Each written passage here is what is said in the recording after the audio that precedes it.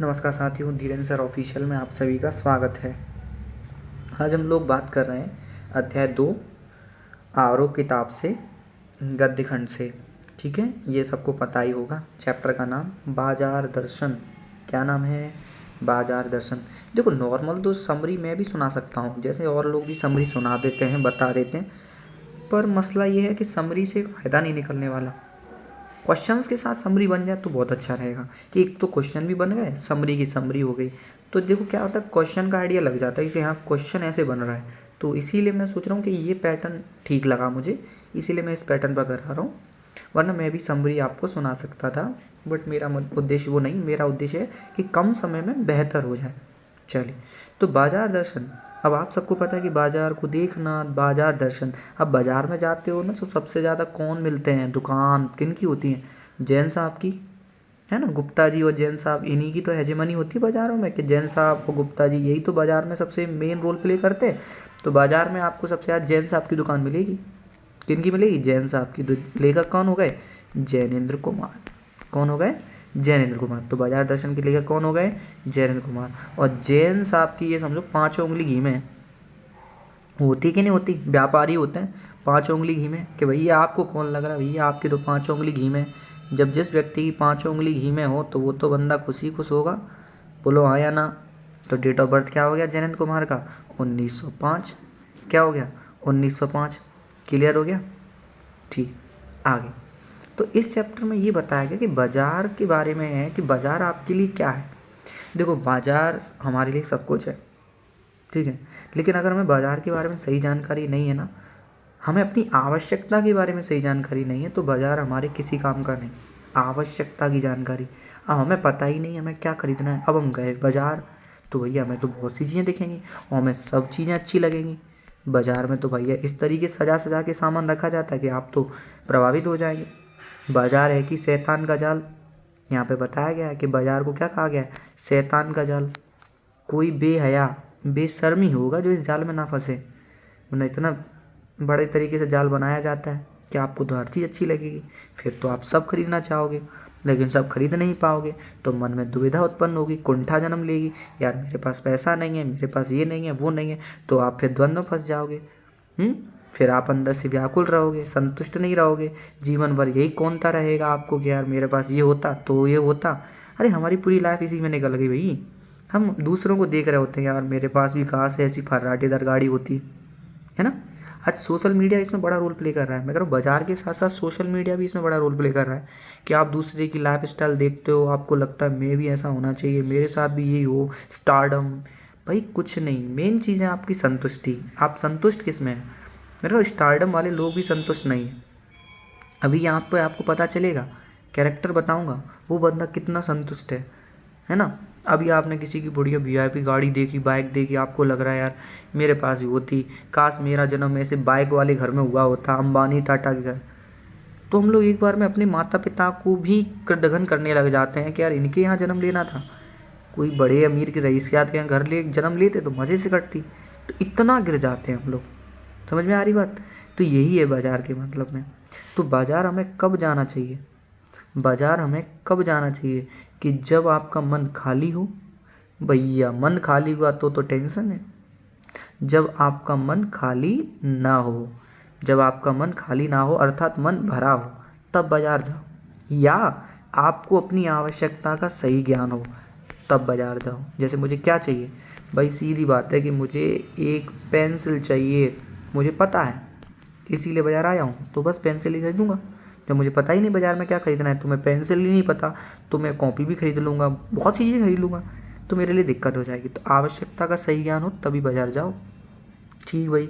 आगे, purchasing power से क्या आशय है? परचेजिंग पावर, पावर माने शक्ति, खरीदने की शक्ति। परचेज माने खरीदना, परचेजिंग पावर माने क्या होता है? खरीदने की शक्ति। और जिस बंदे के पास पैसा ज़्यादा होगा भैया वो तो खरीदेगा ज़्यादा, क्योंकि पैसा में क्या होता है बेटा? पावर। आपकी जेब में पैसा ही पैसा हो भाई साहब, आप सुनोगे भी नहीं, आप ये कहोगे, हवा में उड़ोगे, बोल भाई क्या कीमत लगाने लग जाओगे हर चीज़ की, कितने पैसे बोल, तू बोल, ऐसे कहने लगोगे नहीं बोलोगे। तो यही चीज़ है, क्योंकि पैसा इक्वल टू क्या? पावर। पैसा क्या है भैया? पावर है। पैसा क्या है? पावर। और बाजार को क्या कहा गया है? शैतान का जाल। बाजार को क्या कहा गया है? शैतान का जाल। आगे, किसकी गर्मी बाजार से अधिक सामान खरीदने को विवश करती है? पैसे की गर्मी। ऑब्वियसली बात है, आपके अंदर पैसे की गर्मी है तो आप तो रोज सामान खरीदो। और आदमी सामान खरीदता भी इसलिए कि आपके बैंक में कितना बैलेंस है मुझे क्या पता, लेकिन आप डेली नया नया सामान खरीद रहे हो, नई नई गाड़ी खरीद रहे हो, नया नया चीज़ें ला रहे हो, तो लगेगा अरे भैया पैसा है आपके पास, है ना। तो ऐसे ही पैसे की गर्मी। बाजार दर्शन पाठ के लेखक कौन है? जैनेंद्र कुमार। भाई साहब बहुत महत्वपूर्ण कथाकार हैं, इन्होंने कथाएं बहुत अच्छी अच्छी लिखी हैं। इतने शानदार कथाकार हैं कि मुंशी प्रेमचंद जी के बाद इनका दूसरा स्थान आता है। मुंशी प्रेमचंद के बाद इनका दूसरा स्थान आता है। चलो, भगत जी, ये है कैरेक्टर, देखो इन पर पैसे का प्रभाव नहीं पड़ता। हाँ, भगत जी क्या बेचते थे बेटा? चूरन। क्या बेचते थे? चूरन। इतना चूरन फेमस था इनका कि हाथों हाथ बिक जाता है। बेटा मान के चलो, मेरी कोई चीज़ है बहुत बिक रही है, मैं तो चाहूँगा और बिके और बिके। हैं? कोई चाहता है कि कभी किसी का पेट भरता है ना? नहीं। समझ रहे हो कि नहीं समझ रहे हो? ठीक है। तो भगत जी चूरन बेचते हैं, पता है।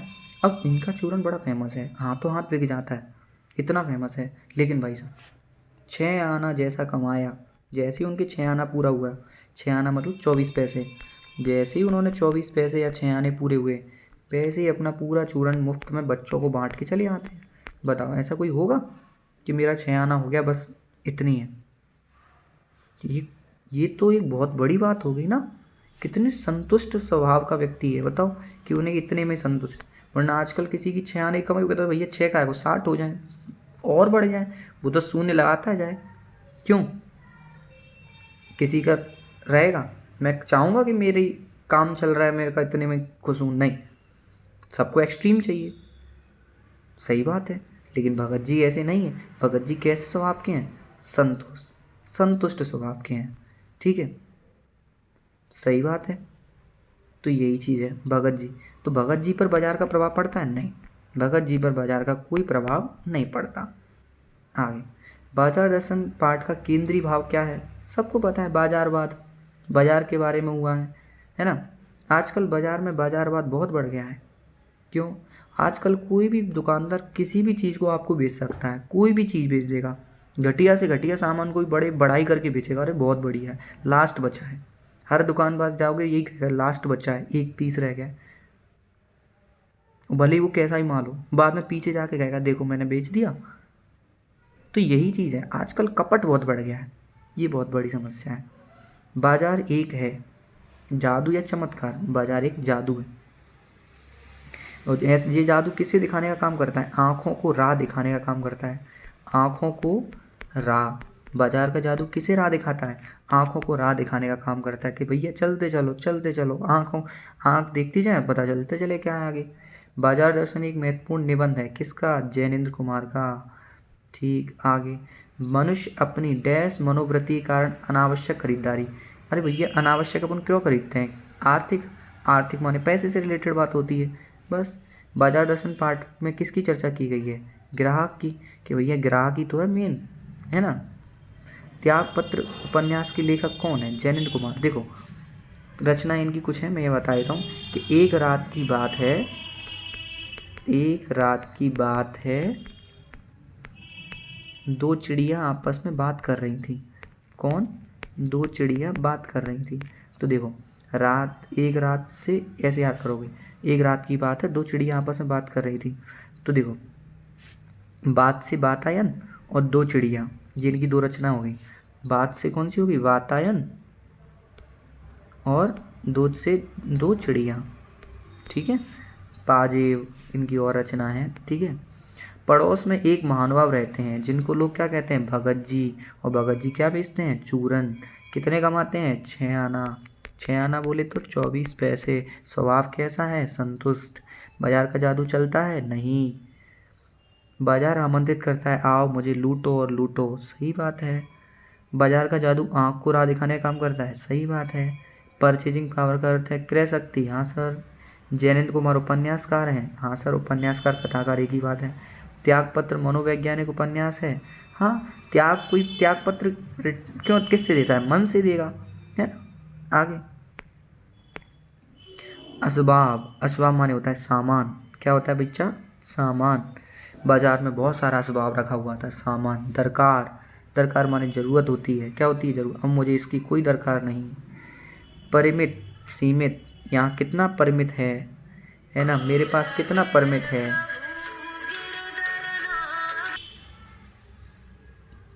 देखिए परिमित का मतलब सीमित, है ना। परिमित का अपोजिट पूछे तो अतुलित होता है, ध्यान रखना।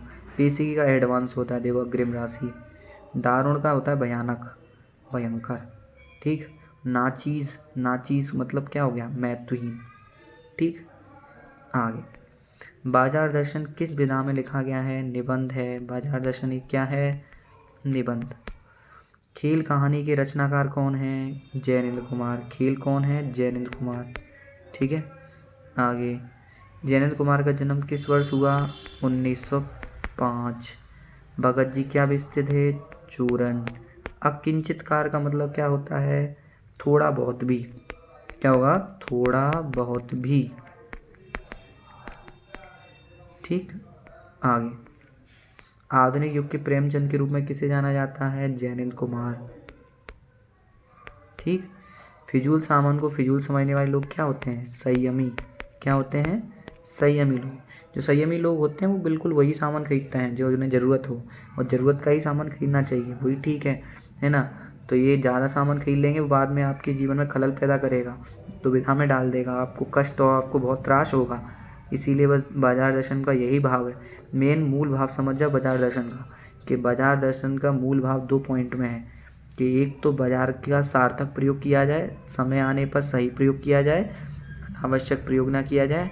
अपनी आवश्यकता का सही ज्ञान होना चाहिए कि जो चाहिए वही लेकर आएँ, अनावश्यक खरीदारी ना करें। ठीक है, क्योंकि बाजार आपको आकर्षित करेगा। ठीक है, ध्यान रखना। आगे समझ में आ रही कि नहीं आ रही बात? यही बात है। और बाजार कब जाओ? जब मन भरा हो। ठीक है, तब मन, और जब मन खाली होता है तब बाजार का जादू बहुत तेज चलता है और बहुत चढ़ कर बोलेगा। मन खाली है तो बाजार आपको परेशानी करेगा। ठीक, यही है बाजार दर्शन का मूल भाव। एक शॉर्ट वीडियो में आपको पूरी तरीके से बता दिया गया है। ठीक है, मिलते हैं नेक्स्ट वीडियो में, तब तक के लिए धन्यवाद।